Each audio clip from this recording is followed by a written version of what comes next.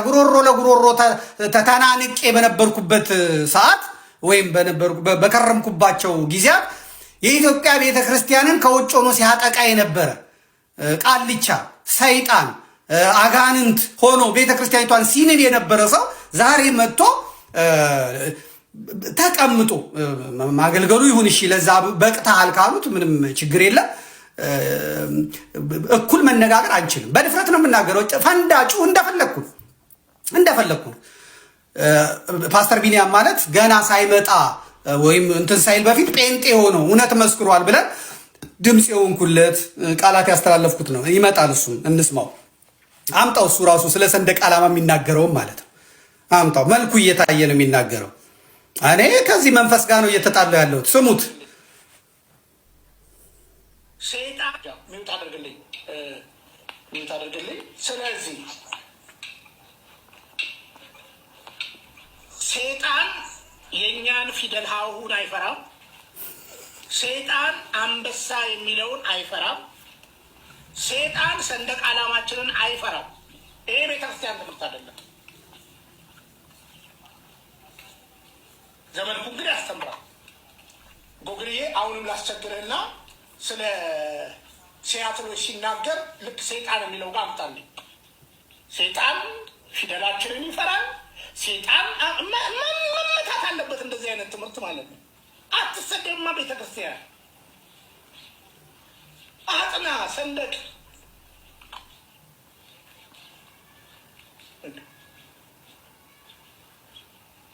ልሙጡ ባንዲራ በነበረበት ዘመን የነበሩ አሉ። ሟንበሳ የነበረበት ዘመን ላይ የነበሩ አሉ። አምባሻው ላይ የነበሩ አሉ። አረንጓዴ፣ ቢጫ፣ ቀይ ከቀኝ ግዛት ጋር የምናያይዘው የቅርብ ጊዜ ትዝታም ብቻ ነው። ከዛ በፊት ምንድን ነው የኢትዮጵያ ሰንደቅ? አጥና ቅዱስ ትውፊት ላይ ቤተክርስቲያን እኮ አንዲት ናት። ደግሞም አንድ ፓትርያርክ አንድ መንበር ብለን እኮ ነው አንዲት ቤተክርስቲያን ብለን ነው የምናምነው። ይህን ስንል ግን አድምተን እንንገር፣ 6ቱ ሀያት ቤተክርስቲያን ጨምር ናቸው። ተው ይሄ የባህታዊ ስብከት ይቀር። የዝም ብለህ የሐሰተኛ ባህታውያን ስብከትን እንደው ያዙ ይልቀቁኝ አትበል። ቴዎድሮስ ይመጣል ምናምን እያልክ ያዙ ይልቀቁኝ አትበል። እኛም ይመጣል ተስፋችን ነው። ቤተክርስቲያን አለ ብላ የምትናገር አታደናገር። ፍየል ከመድረሷ ቅጠል መበጠሷ ይላል። ይሄ ነው መጀመሪያ በር የሰጡት የከፈቱለት ሰዎች፣ ለቢኒያም ትምህርት ቅርብ የሆኑ ሰዎች፣ በቤተ ክርስቲያን ውስጥ ሆኖ የምንፍቅና ትምህርት ሽታ ያለባቸው ሰዎች ነበሩ ዙሪያው የሰፈሩት ማለት። እበትነዋለሁ፣ እመተዋለሁ አልከው፣ ቅጥቅጥ አድርጌ እበትነዋለሁ። ሰይጣን እደግመዋለሁ። ጻፉታች ያላችሁ ሰይጣን ፊደላችንን ይፈራል። እኛ የምንጸልየው በፊደላችን ነው። ፊደላችን ኃይል አለው። ፊደላችን ትርጉም አለው። ሀ ብሂል እያልን፣ ለብሂል እያልን፣ ሐመርሃ ብሂል እያልን፣ መብሂል እያልን እየተነተንን ነው። እያንዳንዷ ፊደል ኃይል አላት። እያንዳንዱ ፊደል መንፈሳዊ ኃይል አለው፣ ጉልበት አለው። ለዚህ ነው ከኢትዮጵያ ምድር የአማርኛ ፊደል እንዲጠፋ፣ የቄስ ትምህርት ቤት እንዲጠፋ፣ ዳዊቱ መድገም፣ ፊደሉን መድገም እንዲጠፋ፣ በላቲንና በአውሮፓውያን ፊደል በኤቢሲዲ እንዲተካ እየተደረገ ያለው ፊደላችን ኃይል ስላለው አጋንንትን የሚቀጠቅጥ። እኛ ክርስቶስን በምንጠራበት ሌላው አያውቁትም። እኛ በምናቀው መጠን አያውቁትም። እኛ በምናመልከው መጠን አያመልኩትም። እኔ ስለ ራሴ ቤተክርስቲያን ነው የምናገረው። እኔ ቤተክርስቲያን ውስጥ ሆነ ስለ ሌላው እንድትከራከርልኝ አልፈልገው። ሰይጣን ሰንደቅ ዓላማዬን ይፈራል፣ ይንቀጠቀጣል ነው የምልህ። ይንቀጠቀጣል። ይሄ ሰንደቅ ዓላማ ነፃ አውጪ ነው።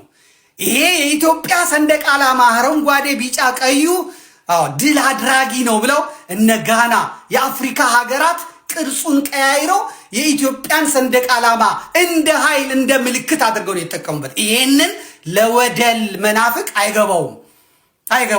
ይሄንን ከሰይጣን ጋር ሲተኛ ለከረመ አይገባውም። ይሄንን ጸረ ኦርቶዶክሳዊ አቋም ይዞ ቤተክርስቲያንን ሲያፈርስ ምዕመናኗን ሲያፈልስ የነበረ ሰው አይገባውም። ፍየል ከመድረሷ ቅጠል መበጠሷ። ስለዚህ ዛሬ መጥቶ የኢትዮጵያ ቤተክርስቲያንን የምትተነትንበት የምትናገርበት አንዳች አቋምም አቅምም የለህም። እነግርሃለሁ። ጻፉላችሁ።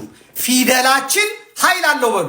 ኃይል አለው። አጋንንትን ያባርራል። ፊደላችን ትርጉም አለው። እኛ ኢትዮጵያውያን ነን። የኢትዮጵያ ኦርቶዶክስ ተዋሕዶ ቤተክርስቲያን ልጆች ነን።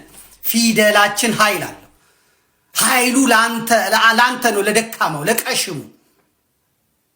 ፊደላችን ኃይል አለው፣ ጉልበት አለው። ሰንደቅ ዓላማችን መብረቅ ነው።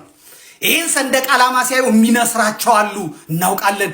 የሚያንዘረዝራቸው አሉ፣ እናውቃለን።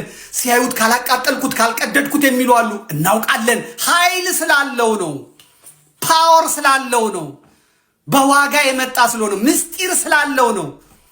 ከምድር ላይ እናጥፋው የሚባለው ይሄ ስለሆነ ነው። ለዚህ ነው ካህኑ የሚገደለው፣ ለዚህ ነው ኦርቶዶክሳዊ የሚገደለው። ለሌላ አይደለም የሚገደለው። ከሰንደቅ ዓላማችን ጋር ማለት ኤርትራ ሄደህ እኮ ትልቁ ደብረ ቢዘን እኮ የኢትዮጵያ ባንዲራ ውስጥ ጉልላቱ ላይ የነበረ ነው። ትሪውን አይቻለሁ እስካሁን ድረስ የኢትዮጵያ ባንዲራ ያለበት ነው።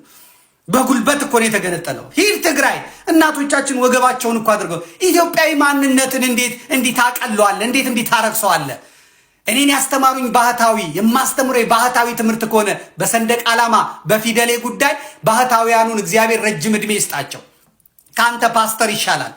ካንተ አውሮፓዊ ፓስተር መጥቶ የአውሮፓን ቅላጼ የአውሮፓን ትምህርት ገንዘብ እየሰጠ ዱቄት እየሰጠ ኢትዮጵያ ሀገር እንድታፈርስ የኢትዮጵያ ቤተክርስቲያን እንድታፈልስ ካስተማረህ ከፈረንጁ የኔ ባህታውያን በምን ጣዕማቸው ባህታውያን በምን ጣዕማቸው ባዶ እግራቸውን ሄደው እየጾሙ እየጸለዩ ጤዛ ልሰው ድንጋይ ተንተርሰው የባህታዊነትን ጣዕም ያበላሹ ያቆሸሹ ዘመናዊ ጠንቋዮችን አይደለም። ባህታውያንም አሉ። በየበረሃው በየገዳሙ ባህታውያን አሉ።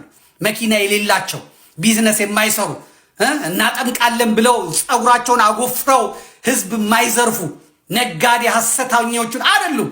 የኔ አባቶች ባህታውያን አሉ። ጤዛ ልሰው ድንጋይ ተንተርሰው ቅጠል በጥሰው የሚጾሙ የባህታዊ ልጅ ነኝ፣ የባህታውያን ልጅ ነኝ፣ የአባቶቼ ልጅ ነኝ እኔ። አንተ የምትኮራበትን ፓስተር አንተ የምትኮራበትን ነጭ ልኮራበት አልችልም። እኔ እያየሁ ያደግኩት ሰንደቅ ዓላማዬን ነው። እኔ እያየሁ ያደግኩት ቤተክርስቲያኔን ነው። እኔ እያደግኩ ያለው ካህናቶቼን ነው። እኔ እያየሁ ያደግኩት ባህታውያኑን ነው፣ መነኮሳቱን ነው። እኔ እያየሁ ያደግኩት ገዳማቱን ነው። የኖርኩት ከገዳማውያኑ ጋር ነው። እኔ ኮራለሁ። እኔ ያልኮራው ማን ሊኮራል? ይህንን የደነቆረ ቃጥቅጬ ያልኩ አጠገብህ የሰፈሩት ሴቶች አያድኑህም። ሚኪ ከፓሪስ አያድንህም። ሲያትሎች አያድኑህም። ቃላት መወራወር ነው፣ መጻፍ ነው፣ መነጋገር ነው። እሱም በደንብ አድርገን